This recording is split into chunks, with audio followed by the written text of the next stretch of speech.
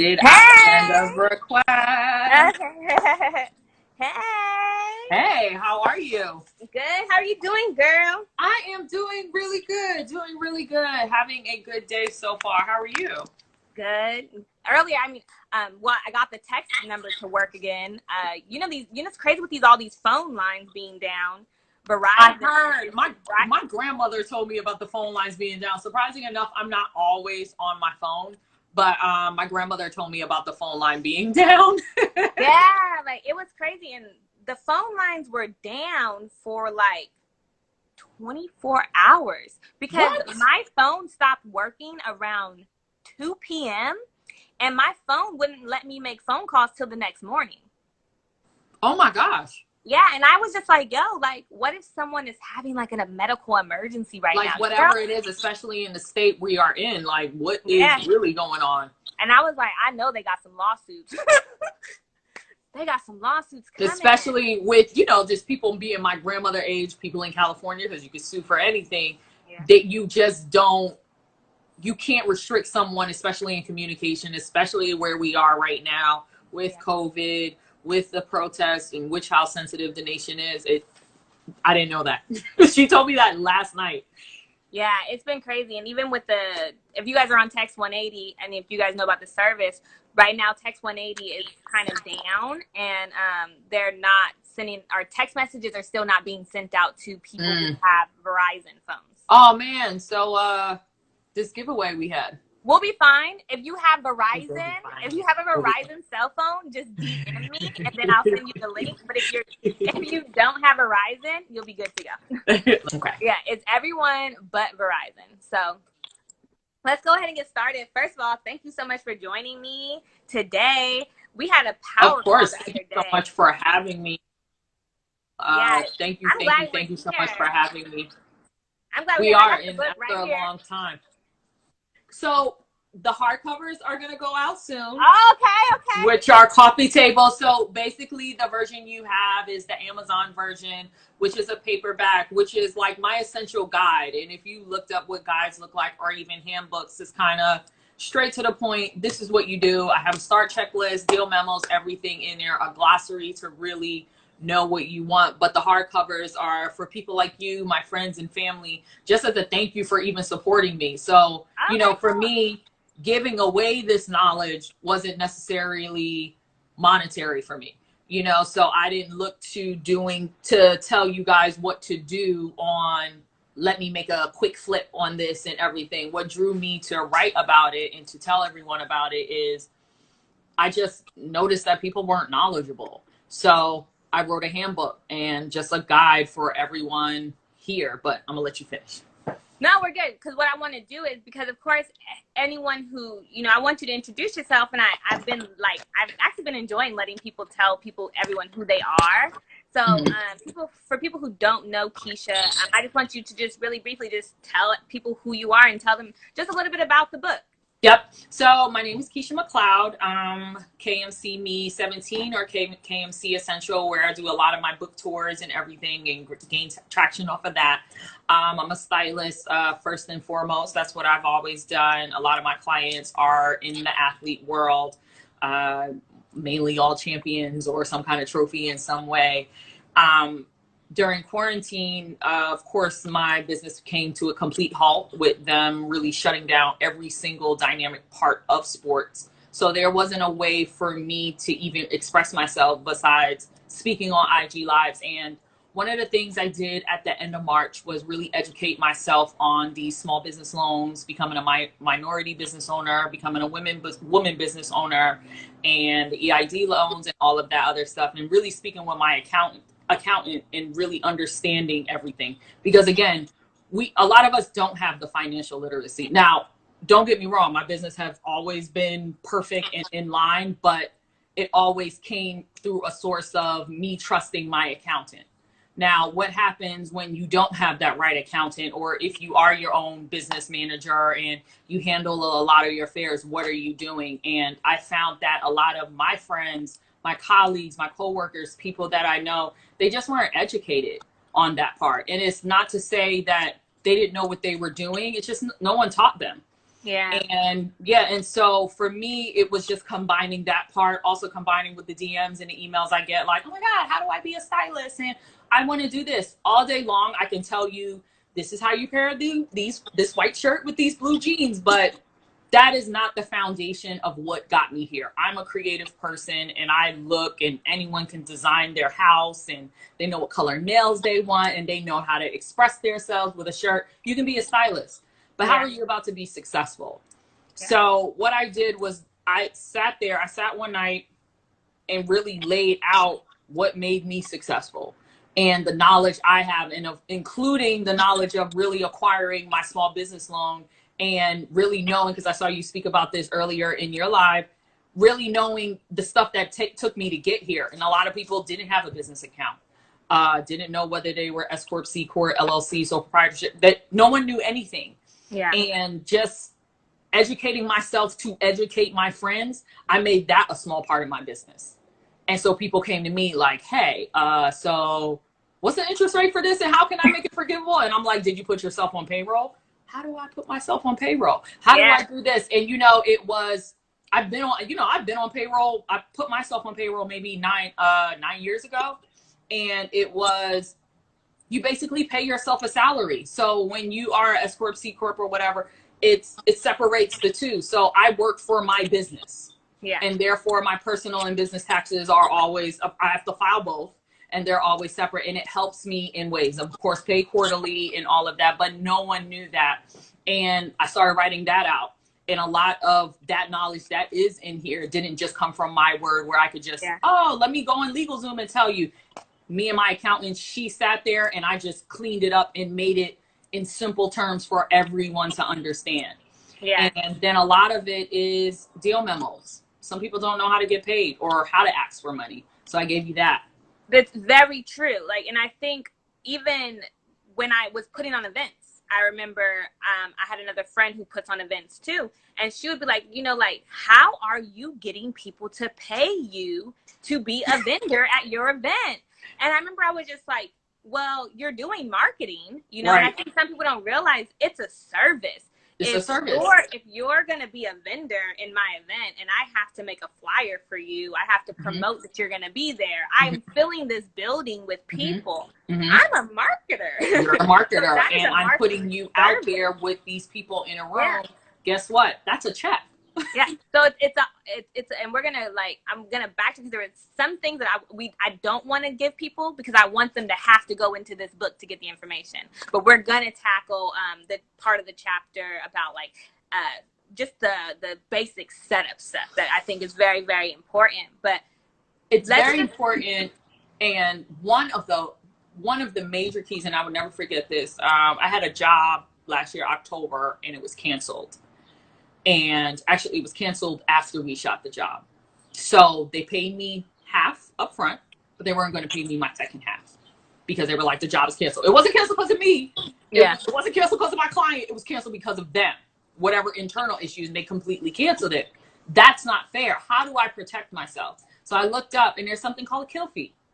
You can add a kill fee to any deal memo, any contract, which is basically a fee that, you come up with that in such cases that you're not responsible and a job gets canceled, you're entitled to some kind of portion, and not just the half that you were promised up front. You need the rest. And how do you get that? So you meet someone halfway, and there was a lot of language that, I learned along the way when I wrote this out, and that my friends have taught me that they didn't know, and I had to educate them. And so I really sat here all through March, all through April. You could ask anyone from 10 p.m. to 5 a.m.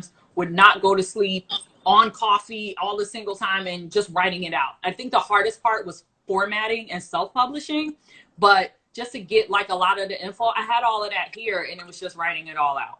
Well, thank goodness that your brain is so full of all this juice. But I think one thing that a lot of people, and I even remember when I was first starting out, I dealt with this, is being afraid to put a price on your service, and even being able to identify what is the service that you are offering, because sometimes you just don't even realize that this is a service you're offering and you're not even putting a dollar to it. So what type of advice would you suggest for people? Like, how can they identify, or even how did you identify the services? Because you're on your side, you have branding, consulting, marketing, how were you able to identify, okay, I'm Keisha, I have been styling and doing this amazing stuff for all these celebrities, but here are my services and this is how I'm going to price it?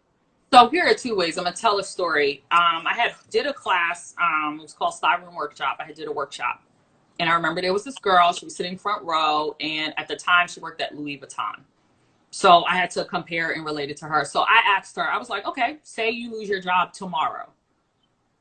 Forever 21 calls and they're offering you $10 an hour opposed to your salary at Louis Vuitton. Are you going to wake up for that? She was like, absolutely not. As quick as you told me, so that means you already know what your worth is and where you would go and what it is. And I think for us and just people that provide services, you're kind of afraid to ask for money. So what I do is, and especially when I am asking from my clients or my agent or whoever, we break it down hourly. How much are you willing to get out of bed per hour? So you know what you're not going to do. You're not going to do minimum wage. We've established that. But if you go to another retail store or whatever it is, you're like, I don't want to do 15. I might want to do 25. And you start equating, or 35 or 75. In my industry, we can go upwards to $1,000 an hour, And so what is that $1,000 an hour going to get you? You're going to get my relationships, who is XYZ. You are associated with me, who my clients are XYZ. You're also going to get my discounts, which is from these stores and this. You're also going to get this. And then you get me, who is very knowledgeable in all of this. And I broke down what I was worth per hour. And that's how I was able to really determine what my rate is. And I watched my rate go from when I was assisting like $250 a job to down payments on my house rates, so it's like you start to realize what you are worth. And it's sometimes just sitting with yourself and being honest with yourself, like, okay. And like I said, do it as small as you can. And I use that story of that Louis Vuitton to Forever 21 because her conviction on saying no, I didn't even finish the sentence. Yeah. All I did was say a name, because off the top of your head, you already know it's like $9 an hour or $10. She's like, absolutely not. Why would I even? So you already know your worth. Why are you afraid for something you're passionate about and something you can do? Why are you afraid to really ask for your money? It's what everybody else is getting. Yeah. It's what's online. It's what's out there. And so a lot of that I also explain in my book as well, and kind of give you how to get to your rate. So it's not just breaking it down hourly. It's what are you really worth? Where you can get the resources to get this. And I think one thing that you said, and if anyone who's listening, if one thing that was so important that you said was the things that even are calculated in your price point are your relationships. Yep. Who you know, what you know, yep. Like that is value. Yep. And that is all value. That's a part of your price. Yep. Like if you can come to me and I can get you to that person through me, that means that I got to add a little bit more to my price, because now I'm way more valuable to you than this other person. I have more relationships, so therefore my price goes up. So I think people, if you're listening and you're out here, think about those type of things too when you guys are, dealing with your pricing and stuff. So this is a question that when we talked about the sole proprietorships and the LLCs and stuff, if you want to, it's a question. Do you feel that you should start the business, let the business accumulate a little traction, see how it does, and then go register it as the LLC sole? Or do you feel that people should be doing that before they even put it out there? I would do it then and now if you take yourself seriously. Now, if this is a side hobby and a fun side gig, then by all means do whatever you want to do. But if this is something you're taking seriously, really go and register your business, register your name, learn the process of, because you don't know if 13 years later, I didn't know I would make $1 million. But I also had to learn the process of understanding where my foundation was coming from. And so at first, there was a time when Chase did DBAs. And so from there, Chase was giving out DDAs like they were giving out free accounts like crazy. And so from there, and they don't do it anymore. Yeah, that's what I say. Oh, they don't even do it anymore. This is back in like 2009 and everything. They were just like giving it out. And I was like, you know what? I want to open up a business for this. I'm going to have this and I'm going to have that. And I just had all of these for businesses that wasn't even making sense anymore. But one that I did stick to true to is what my passion was. And it was like, how am I going to do the bookkeeping? I had to really learn how to make money with what I love, because my thing was, I never, you know, you kind of, if you do what you love, you never want to work a day in your life. And so it was starting that. It was kind of starting that foundation. And so I started to take it seriously and I started to look it up. So I became an LLC at first. And because it was just because the sole proprietor, it really didn't make sense for what I, even though the LLC is a little bit more expensive, I went there and that's what I did. And then I incorporated my business. And now because of home and all of that, I am a S Corp right now because of personal owned business and everything. So it's building it from there. Can you go straight to being a corporation? You absolutely can. But I feel like you really need to know, to understand what the IRS means.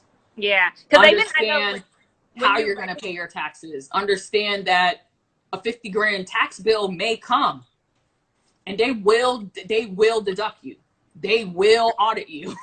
They will audit your business and personal, and they'll watch everything. If I was to send you money, like, hey, hold this 2,000. Well, why did you send Kiera $2,000? Who is she? Learn key business. They're in learn your business. Keywords. And learn to not call people employees, but independent contractors. You know, it was as simple as tiny as things like that. You have to really start off in learning. And so when you do that at first, if you do take this seriously and it's not a side hobby, I always like, you know, compare it to like a medical school.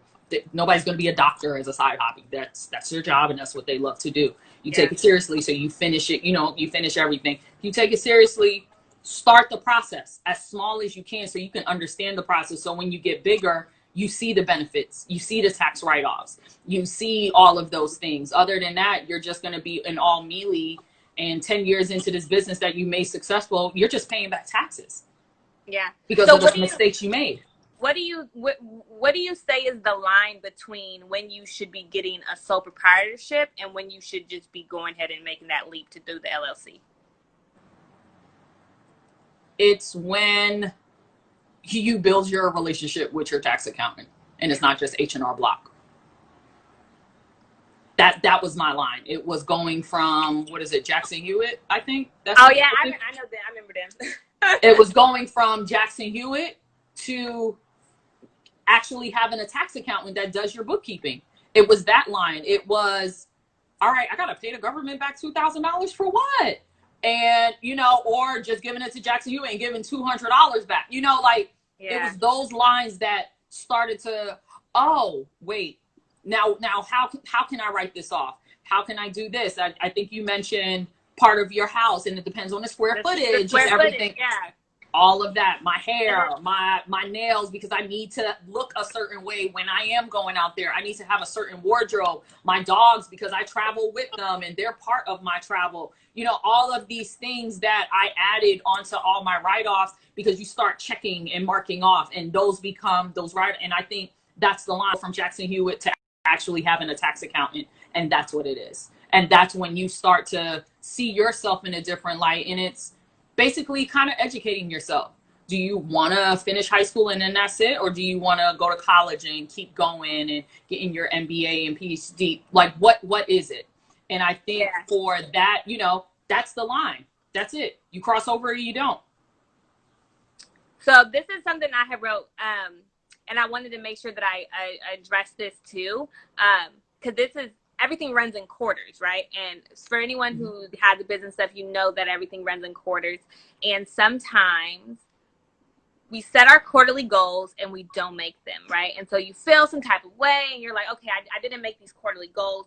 So what type of advice do you have for people with how to structure the quarterly income goals that they should be trying to make? And even if they just never did it before, what does that even mean that I made a quarterly goal? Because I know there could be someone who's like, what is a quarterly goal? What is that? What are quarterly? Yeah, what do you mean by a quarterly goal? But what do you mean by like, so basically, like for me, like, so every quarter, I say, okay, this is how much I want my business to make. Okay. Okay. All right. And this is how I'm going to get to that number. Okay. For some people, they probably have never even thought to even do that with their business, even as a freelancer, you know? So, were you doing that? So what it is I think, so yes and no. And I think it was a few years ago that I realized September was my new year, not January, because I'm not paying taxes in April. I'm not, because it's a business. So I'm paying in October when it's due after the extension. So I had to realize what my start of year was, and especially with fashion and coming in and stuff and all of that.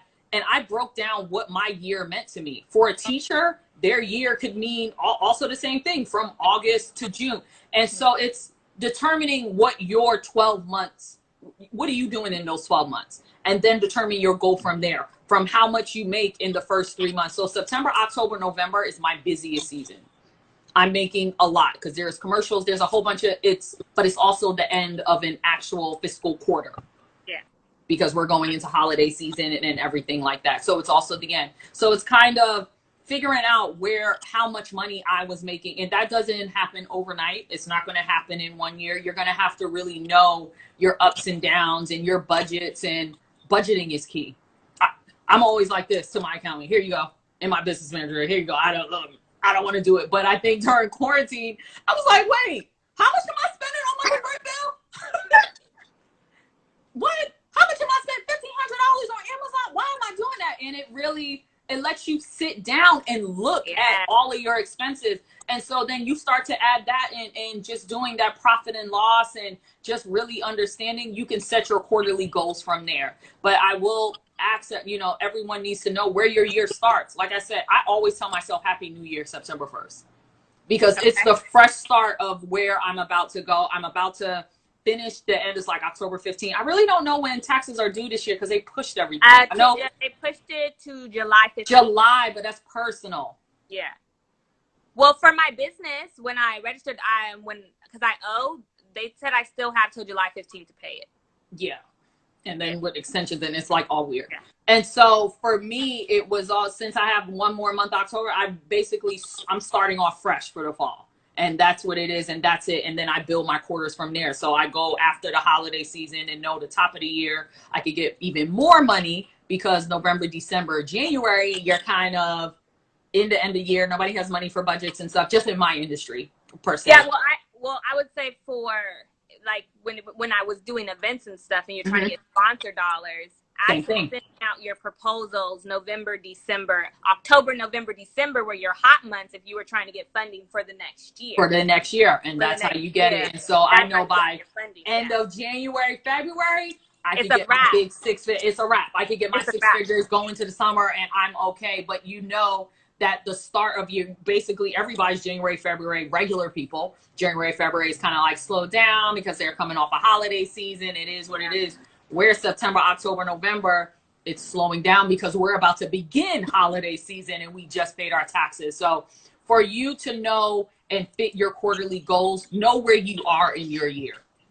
And that's the best way to really determine where you are in those 3 months, and try it out for 1 month and set tiny goals. Don't really sit there and go, I'm going to get 90,000 in a day. Yeah. Don't set that high. You can, because I set crazy boundaries in high, but don't disappoint yourself because you don't want to do that. And it's just discouraging when you don't reach something that you set yourself, and you can get discouraged by that. And so set realistic goals at first and then keep going high. Once you hit like 5 of those realistic goals, go higher, keep going, and make it your own, make it yourself. And so it's setting those goals, knowing where you are in your year, and that's how you approach them. That's how I approach it. Super, super useful. So before we give these books away, and I can let you talk about what we're going to be giving away. I just want you to tell anyone who's out there who is thinking about getting this book and getting your book, what's one thing that we didn't touch on that's in this book that's going to be useful to them?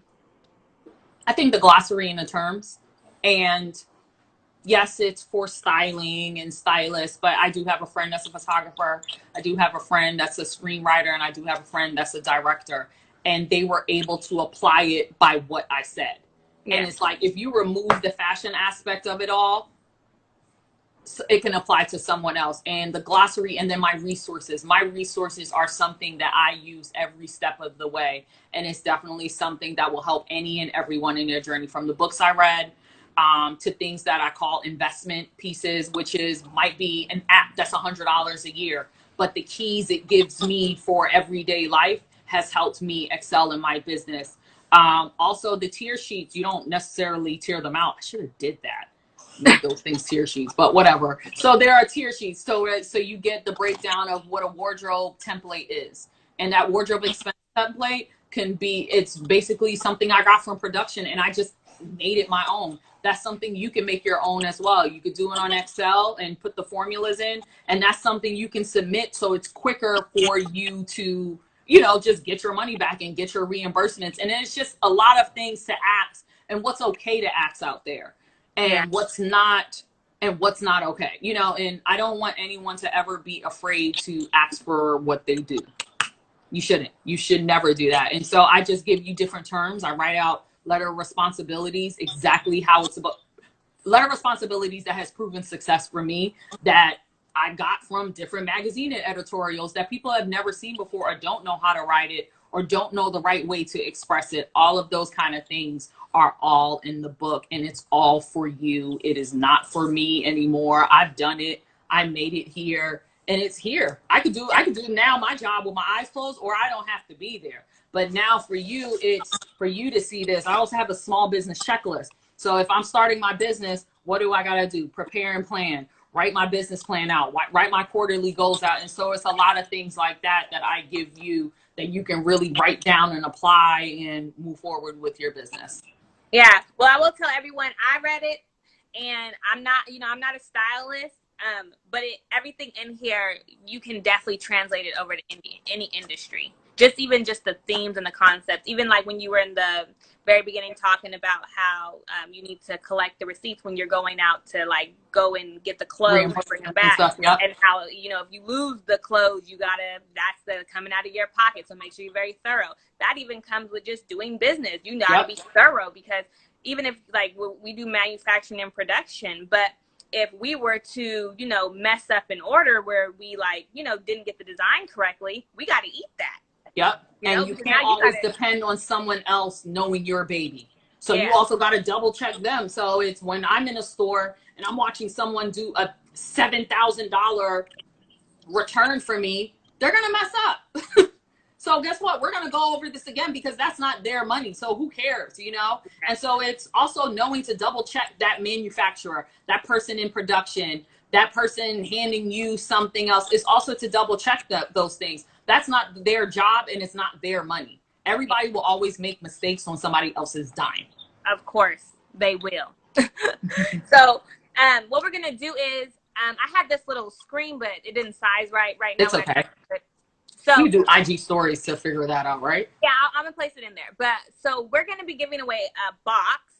What comes in the box? So I don't have, the boxes come next week, of course, because of COVID, everything got delayed. Like I just got the hardcover. So what's going to come in the boxes, especially signed hardcover. And so whoever wins, of course, I'll get your name, kind of look you up on Instagram if you have one. No. Well, all you have to do, you guys, is text knowledge to 21,000. But there are postcards. That's why. And then there's a link that goes straight to Keisha's site. You have to sign up. Once you sign up, she'll get your information, and then she'll be able to pick the winner from there. Why? So you want to pick the winner for me? I mean, we can pick together. I'll have the phone numbers, and then you can, it's gonna forward to you, and then you guys just need to sign up on her site. She'll be able to get your information, and then we'll pick it from there. And then if you already are on my text chat at 1:05, you'll also get the link. Since you're already on the text chat, you'll be getting the link sent to you too. And then we'll just pick someone from there, and then we'll reach out to you to let you know who it is. And then we'll just go from there. Yep. So thank you, Keisha, so much for taking time out of your day. This is really, really good. I'm so happy you're doing this again. For me, even writing this book, and then for you to do this IG live series and really educate everyone out there, I promise you it is very much needed. Very much needed. I know. I'm waiting. We're gonna have another morning call, because girl, I swear you like that. Do you remember? I was like, hold on, let me get up.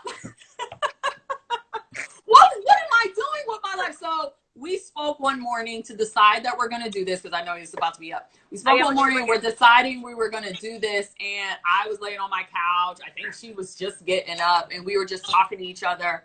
And just the keys that were just coming out of it. Like, yeah, girl. And then this and then that. And I'm like, what? And she's like, what? And it inspired us to move forward in the day. And I always say this, and I mention this a lot, is that accountability partners. Yeah. And for you to just hold me accountable by doing the right things, and for me to just give you education on what I know, and we move forward from there, and just literally felt inspired and had to do more. Yeah, because I got some stuff done that day. So did I. I was so ready. I did my hair. I was ready to go. I know we was on the call. She's like, girl, I done already did this. I'm like, oh, let me get up. Let me get up. Because I just been sitting here running my mouth right here in this bed. But I felt inspired to start moving. So for me, okay, I need to move right now because someone just put a fire under me. And so now I have to go because I don't want to look like I failed you in the expectations of you have for me. So now I got to go.